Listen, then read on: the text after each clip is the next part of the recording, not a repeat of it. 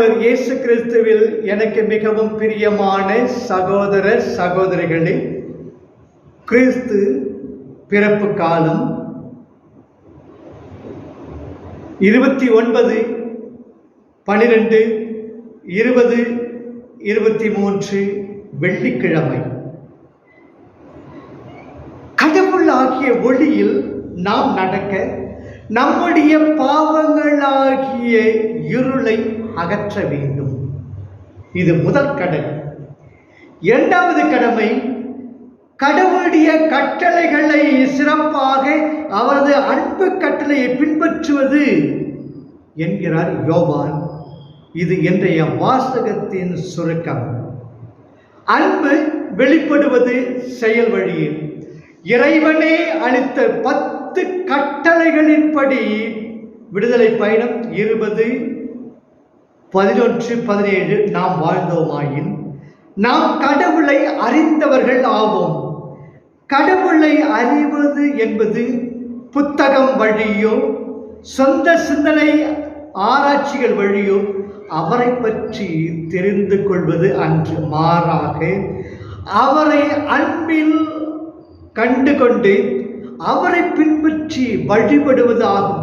என்னை நோக்கி ஆண்டவரே ஆண்டவர் என்று சொல்பவரெல்லாம் விண்ணரசுக்கு செல்வதில்லை, மாறாக விண்ணுலகில் உள்ள என் தந்தையின் திருவிழப்படி செயல்படுபவரே செல்வர்.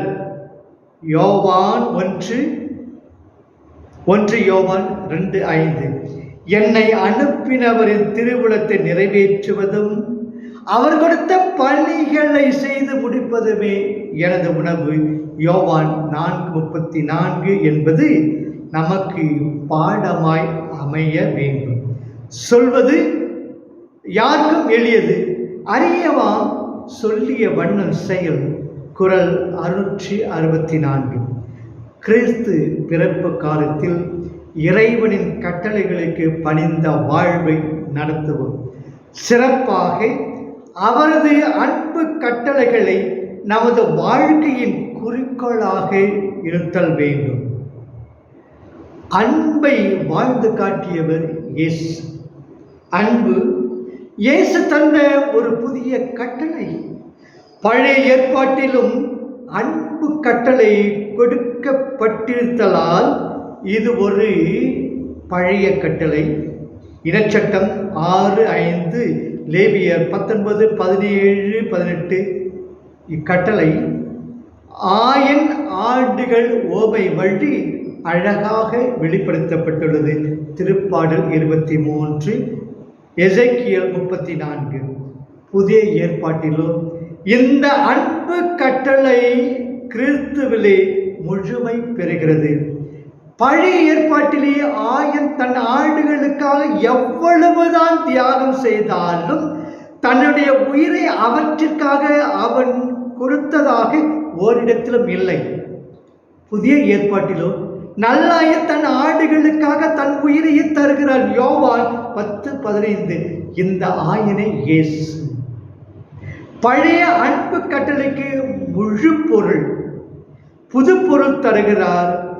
ஒருவர் மற்றவரிடம் அன்பு செலுத்துங்கள் என்னும் புதிய கட்டளையை நான் உங்களுக்கு கொடுக்கிறேன். நான் உங்களிடம் அன்பு செலுத்தியது போல நீங்களும் ஒருவர் மற்றவரிடம் செலுத்துங்கள். யோவான் 13:34 என்ற இயேசு தன்னுடைய எதிரிகளை பாவிகளுக்காகவும் தன் உயிரை கொடுக்க தயங்கவில்லை. அந்த அளவற்ற இறை அன்பு தான் மனு உரு எடுத்து நம் கண் முன் காட்சி அளிக்கிறது. நாம் அக்குழந்தையிடமிருந்து அன்பு பாடம் கற்றுக்கொள்வோமா? அன்புக்கு வாழ்வுக்கு சவால். அன்பு வாழ்வுக்கு சவால். ஒளி பிறந்து விட்டது இக்குழந்தை வடிவிலே. இவ்வொளி நம்மை ஒளிர்விக்க வேண்டுமாயின் நாம் ஒளியின் வெளிப்பாடான அன்பை அணிந்து கொள்ள வேண்டும். அன்புடையார் என்பும் உரிய பிறர்க்கு நமது அன்பும் இயேசுவின் அன்பை போன்று தியாக அன்பாய் இருக்க வேண்டும். இத்தகைய அன்பு செய்து இருளை விட்டு அகன்று வருவோமா? கிறிஸ்மஸ் அன்பின் விழா. அவ்விழாவை பொருளுடன் கொண்டாட அன்பு அவசியம். அன்பு மட்டுமே அவசியம் என்பதை உணர்ந்து நடப்போமா? நற்செய்தி திருத்துதல் லூக்கா 2ஆம் அதிகாரம் 22 40 வரை இறை வசனங்கள். என்னை நற்செய்தி வழியாக திருக்குடும்பத்தை எருசலேம் தேவாலயத்தில் சந்திக்கிறோம். இறுதியாக ஆலயத்திலிருந்து எகிப்துக்கு போய் திரும்பும் நிகழ்ச்சியை லூக்கா விட்டுவிடுகிறார். சொந்த ஊரான நாசரேத்து சென்று வாழ்வு தொடங்குவதையும் காண்கிறோம். சட்டத்திற்கு பணிவு. குழந்தை பிறந்த 40ஆம் நாள் மரியாவும் யோசேப்பும் ஆலயம் வருகின்றனர். மோசையின் சட்டப்படி தலைப்பேரான இயேசுவை கடவுளுக்கு காணிக்கையாக்கி 5 சீக்கல் நாணயம் செலுத்தி மீட்டுக் கொள்கின்றனர். ஏனெனில் மிருகங்களிலும் சரி மனிதரிலும் சரி தாயீறு எல்லாம் ஆண்டவருக்கு உரியன. லேவியர் 12:2-8, எண்ணிக்கை நூல் 18:15-16. அதே வேளையிலே ஆண் குழந்தை பெற்ற தாய்மார்கள் 40 நாட்களுக்கு பின் பலி பொருட்களை குருவிட ஒப்படைத்து தூய்மையாக வேண்டும் என்னும் சட்டமும் இருந்தது. பண வசதி இல்லாத மரியா 2 மாடப்புறாக்களை, ஒன்றை தகன பலியாகவும் மற்றொன்றை பரிகார பலியாகவும் ஒப்புக் கொடுக்கின்றனர். லேவியர் 12:2-8.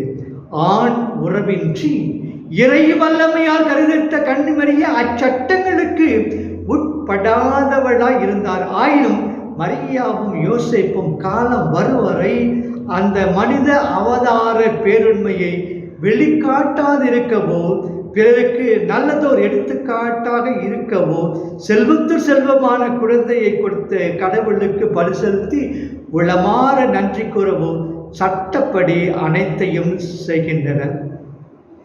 இறை உந்துதலுக்கு பணிவு. அப்போது மெஸ்ஸியாவுக்காக ஆவலோடு காத்திருக்கும் சிமியோனுக்கும் பக்தை அண்ணாளுக்கும் தூய ஆவியார் ஏவுதலால் ஆலயம் வருகின்றன. இயேசுவே எதிர்பார்க்கப்பட்டவர் என உணர்கின்றன. இறைவனை போற்றுகின்றன. இறைவன் தந்தை நன்மைகளை பிறரோடு பகிர்ந்து கொள்கிறார். இறைவன் தந்த நன்மைகளை பிறரோடு பகிர்ந்து கொள்கிறார். தூய உள்ளத்தவர்கள் இவர்கள். எனவே கடவுளை குழந்தையில் காணுகின்றனர். மத்தேயு 5:8. சிமியோன் நீதிமான். தூய ஆவியாரின் தூண்டுதலை உணர்பவர், அதன்படி வாழ்பவர். அண்ணாவும் பல்லாண்டுகளாய் உலகியல் பற்றெல்லாம் துறந்த தேவாலயத்து ஜபத்திலும் ஊழியத்திலும் மூழ்கி இருப்பவர், விடுதலைக்காக ஏங்கி நிற்பவர். இவ்விருவரும் கடவுளை புகழுகின்றனர்.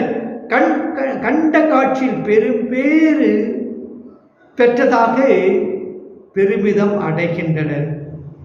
பாலன் இயேசுவின் உண்மை இயல்பு முன்னறிவிக்கப்படுகிறது. அவர் இஸ்ராயலுக்கு வாக்களிக்கப்பட்ட ஆறுதல் 2:25. ஆண்டவருடைய மெஸ்ஸியா 2:26. அனைவரும் காண ஆண்டவர் ஆயத்தம் செய்துள்ள மீட்பு 2:30. புற இனத்தாருக்கு இருள் அகற்றும் ஒளி இறைமக்கள் இஸ்ராயலை ஒளிர்வுக்கு மாற்றுமே 2:32. தம்மேல் நம்பிக்கை கொள்வதற்கு எழுச்சியாகவும் கொல்லாதருக்கு வீழ்ச்சியாகவும் இருப்பவர் 2:34. மத்தேயு 9:38-41.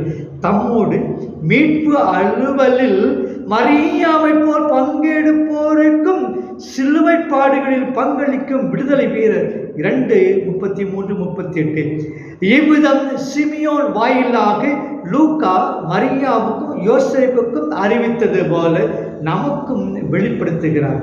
அவர்களைப் போல் பக்தி ஒரு நம்பிக்கையுடன் மீட்பர் இயேசுவை முழுமையாய் ஏற்று நாமும் வாழ, நம் குடும்பங்களையும் வாழ வைக்க நம்மை அழைக்கிறார். ஒருமனப்பட்ட வாழ்வுக்கு பணிவு. இறுதியாக இறை ஆசீரோடு தம் சொந்த ஊரான நாசரேத்து சென்று தம் அன்றாட வாழ்வை வாழ தொடங்குகின்றனர். இயேசு, மரி, ஜோசப் மூவரும் ஆலய பள்ளியை ஒப்புக் கொடுத்த பின் வாழ்க்கை பள்ளியை ஒப்புக் கொடுக்கின்றனர். நம் பெற்றோருக்கும் பிள்ளைகளுக்கும் ஒரு சிறந்த எடுத்துக்காட்டாக அடக்கம், அமைதி, பொறுமை, பரிவு, தியாகம், தீரம், கருணை, ஈகை போன்ற குடும்ப பண்புகளை பின்பற்றுகிறார். நம் கிறிஸ்துவ குடும்பங்கள் யாவும் மெய்யான திருக்குடும்பங்களாக இறையருள் வேண்டுவோம். நம் குடும்பங்கள் திருக்குடும்பங்கள் ஆவதும் இருள் குடும்பங்கள் ஆவதும் தாய் தந்தையரை பொறுத்து அமைவதில்லையா?